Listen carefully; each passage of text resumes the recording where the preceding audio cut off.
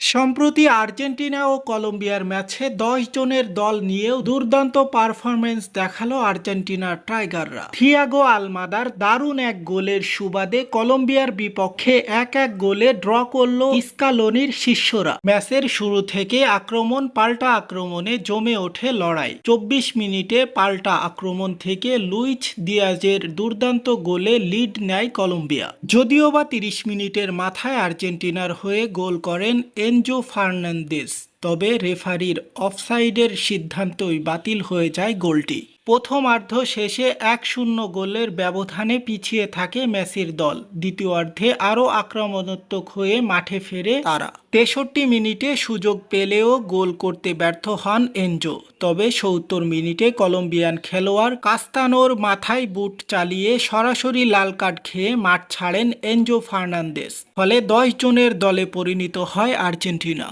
সংকটময় মুহূর্তে স্কালোনি ৭৭ মিনিটে মেসিকে তুলে নিলেও ৮১ মিনিটে দারুণ এক শটে দলকে সমতায় ফেরান থিয়াগো আলমাদা। বাকি সময়টায় আর কোনো দল গোল করতে না পারলে ১-১ গোলে সমতায় শেষ হয় ম্যাচটি। আপনারা দেখছেন এইসে গ্লোবাল নিউজ, সাথে আছে আমি হুসাইন আহমেদ। সকল আপডেট পেতে আমাদের সাথেই থাকুন। সকলকে অনেক অনেক ধন্যবাদ।